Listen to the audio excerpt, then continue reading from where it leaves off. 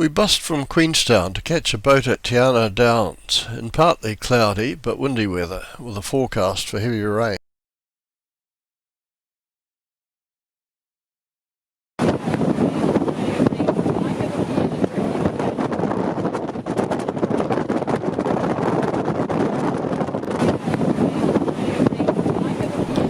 Landing at the end of the lake was delayed while we waited for the helicopter that was taking our food from a barge to the lodges and returning waste for disposal. Thank you for being patient with us. And what's going to happen now, we're going to let the independent people off first because they just got a little bit further to go. That's probably yours, I took less.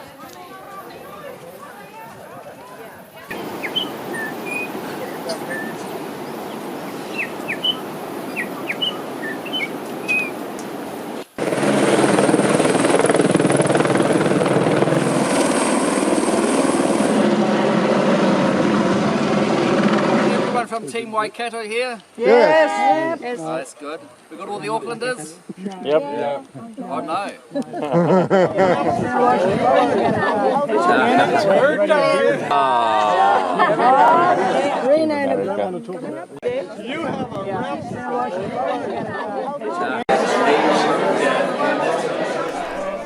At Glade House we had our first experience of the restaurant grade catering on this trip.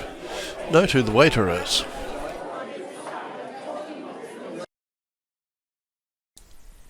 Day 2 dawned damp, but not too discouraging.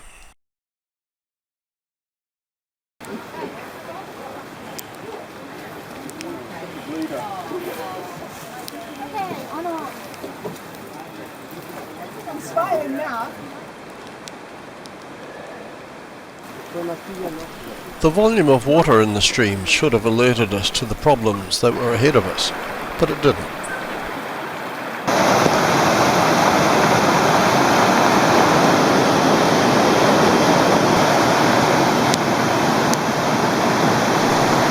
About 5 miles from Glade House, and well before lunchtime, we met people coming back towards us. It turned out that flooding across the track was going to prevent progress on land, and that we had to return to a tiny patch of grass on the riverbank and wait for a helicopter to take us to Pompolona Lodge. These wanderers found a way to fight the cold.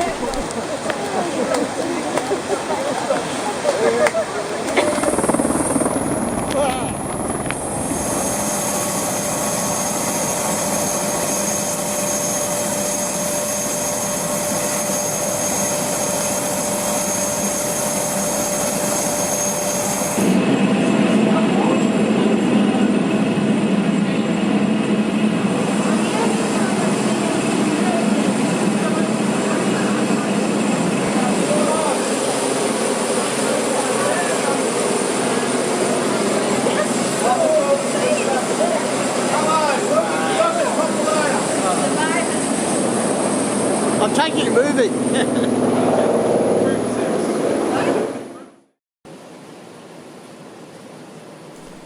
There wasn't much to do for the rest of the day except to watch the rain come down.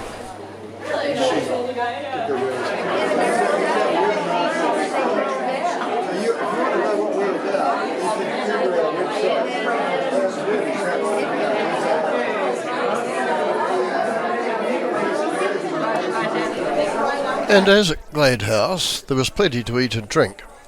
This is the main course.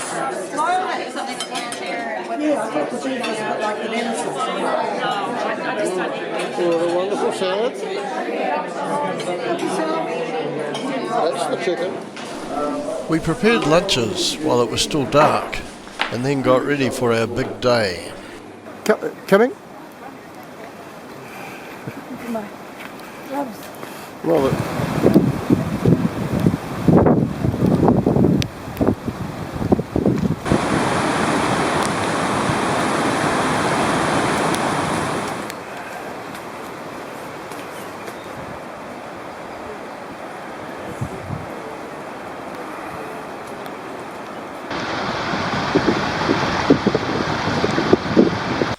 The climb up to the McKinnon Pass was a well-graded zigzag path, mostly in bush with occasional misty views of hills and waterfalls. The last bit to the memorial was a shock though, with strong winds and rain and horizontal hail at the top. Our guides hurried us on in groups, anxious to get us to the pass hut to dry out, warm up and eat lunch.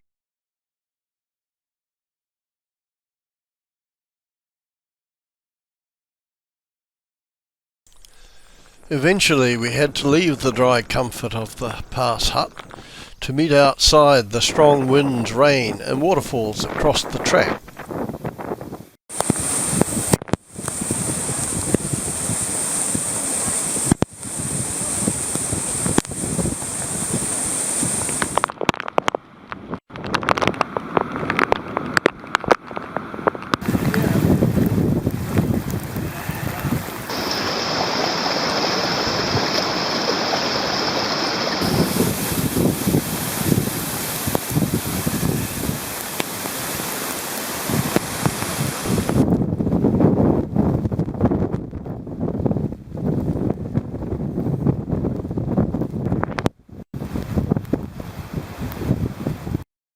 We eventually reached the shelter of the bush and then paused at Anderson Cascade Shelter to relax for a while.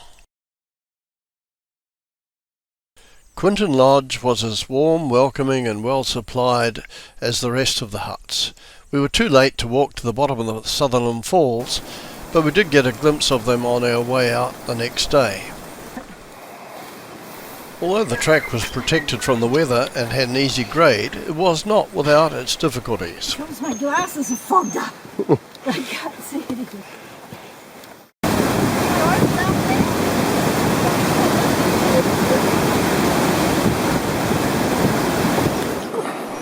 Many of us provided entertainment for local workers.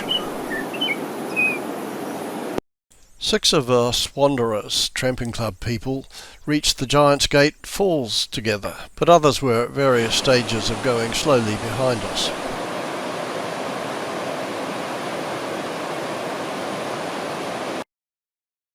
Sandfly Point at last, the end of our walk, with endless soup and tea and a short wait for the boat across the Sound.